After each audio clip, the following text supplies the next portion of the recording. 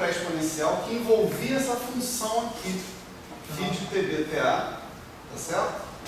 Envolvia essa função φ de TBTA, de modo que essa função satisfazia uma equação diferencial específica dependente dos coeficientes que definiam a lagrangiana quadrática e que a gente foi capaz de resolver em casos específicos aqui e mostrar que coincidiam.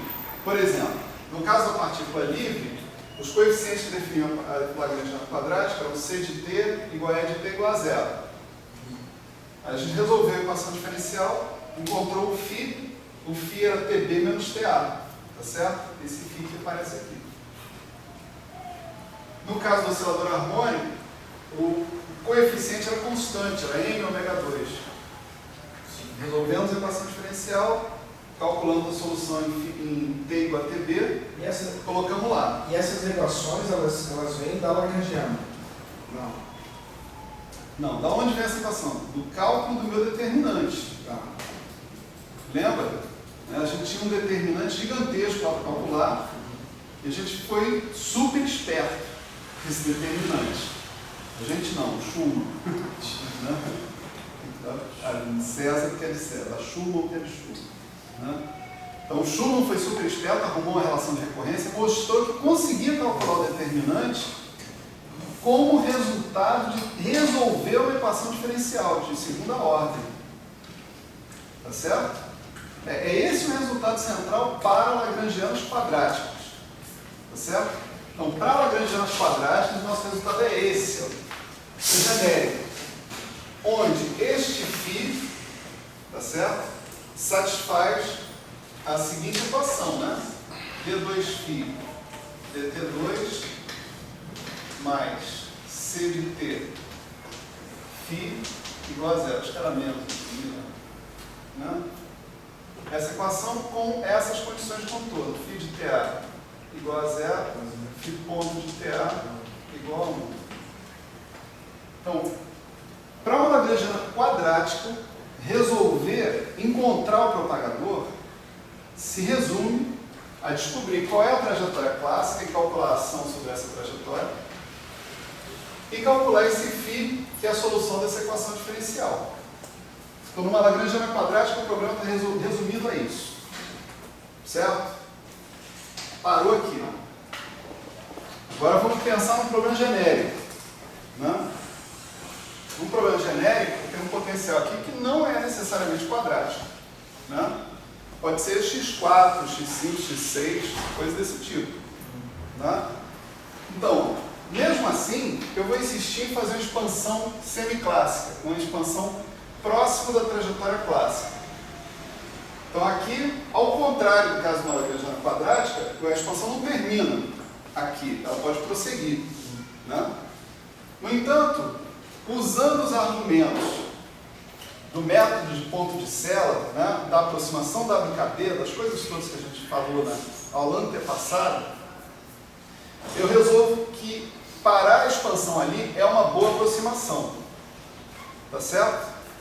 Parei. Mas se eu parei a expansão aqui, eu estou com o problema de uma lagrangiana quadrática, igualzinho àquele que eu já resolvi. Você vai utilizar o resultado. Vou usar o resultado. Tá certo? Quem é o termo, né, que vai me dar a equivalência com o que eu estava fazendo ali? É exatamente esse D2V, D2X. V2 linhas de X. Tá certo? Certo. Então, o φ, aquele φ que aparece lá, agora ele tem que satisfazer essa equação, tá certo? Com as mesmas condições de contorno, porque o problema é um problema quadrático, tá certo? E se eu souber resolver, né, esse problema aí, eu estou com uma aproximação na minha mão, né, em relação à história. Certo? Melhorou? Melhorou. Maravilha. Olha só que interessante, né? Vocês sabem que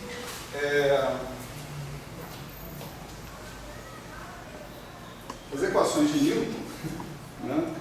Elas são isso aqui, ó, M D2x clássico dt2 mais v' de x clássico igual a zero, não é isso? É ou não é? Sim. Então, se você tomar mais uma derivada dessa equação aí, né?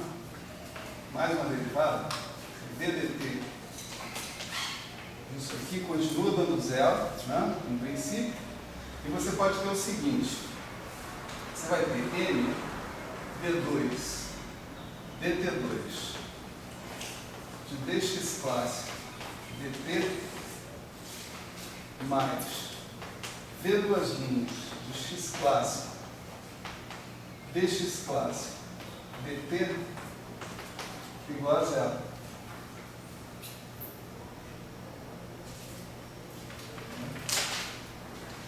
Olha, né? Então, esse dx clássico dt, né? É a solução.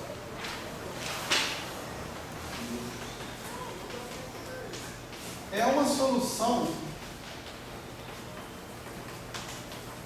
dessa equação aqui, ó. Então, por que não, né, fazer o nosso φ coincidir com isso?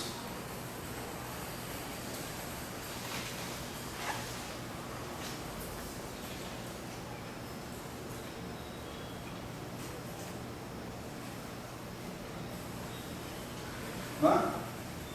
Se o nosso φ coincidir com a solução da nossa equação auxiliar para o nosso φ, né, que aparece aqui, o que eu vou ter a menos de um fator de normalização é a velocidade ali debaixo do cara aqui. Né? Velocidade aqui. Fazendo velocidade, né, se relacionar com o momento, né, o que a gente chega é que a gente tem exatamente a mesma expressão que a gente tinha na mecânica quântica, não, na formulação canônica para aproximação WKB. Na aproximação WKB, não sei se vocês se lembram, a aula antepassada, era 1 sobre raiz de P exponencial de I sobre H cortado ação clássica. É isso que a gente está obtendo aqui. Tá certo? Portanto, tipo assim, olhando dessa maneira, né, fica praticamente direto a gente enxergar que a gente está fazendo a mesma coisa, tá certo? Que lá na formulação canônica. Na formulação canônica, como é que foi? Eu dei um chute, né? Eu falei, se a solução da equação de Schrödinger independente do tempo é exponencial de uma certa, de um Iφ, onde esse Φ não é um número real, podia ser complexo, né?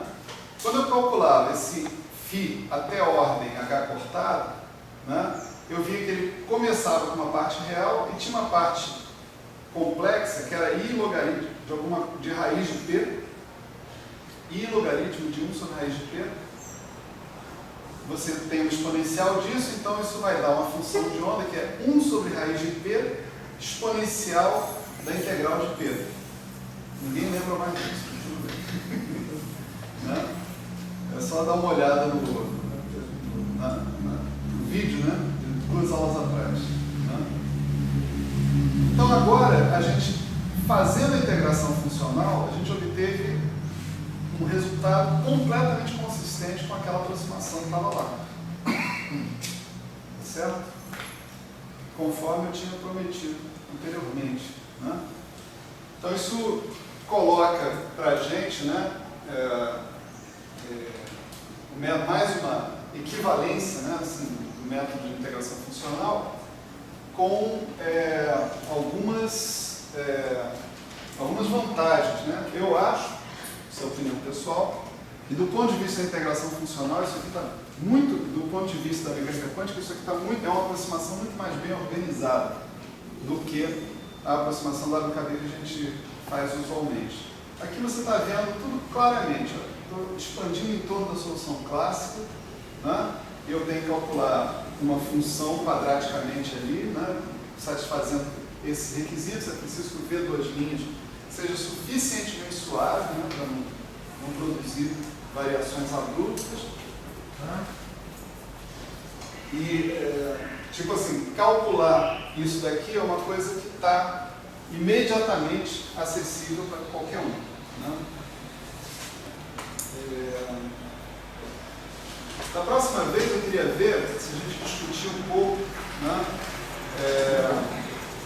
algumas analogias entre a integral de trajetória, né, o que a gente está fazendo na integral de trajetória e o que acontece na ótica, por exemplo. Né? Vamos ver se eu tenho, né, se eu encontro aí um bom fluxo, né, de informação para trazer aqui para vocês. Mas a gente pode aproveitar essa fórmula que a gente acabou de desenvolver ali, o determinante desse operador que é D2S dx dx, né? Esse determinante recebe um nome, né? O determinante Van Vleck, tá? Um determinante bem importante e, sob o ponto de vista da ótica, ele tem diversas características que te permitem encontrar regiões, né, importantes do ponto de vista semiclássico, né, que contribuem para a integral funcional e discutir a validade da aproximação da WKB dentro dessas regiões ou não, né, também. Então vamos ver se eu falo um pouco sobre isso e depois a gente está no programa, né, desse curso, é a gente seguir em direção à equivalência, né, dessa metodologia toda de integração funcional com o método de função de partição em mecânica estatística, tá certo? Nós vamos partir para isso em breve, muito em breve, provavelmente até na próxima aula já, tá certo? Quer dizer, a conexão entre as duas coisas é a matriz densidade. Então nós vamos falar da relação entre a matriz densidade e a integral funcional. E depois a gente vai partir para essa equivalência com a mecânica estatística. Valeu. Vamos aí. Tem seminário daqui a pouco.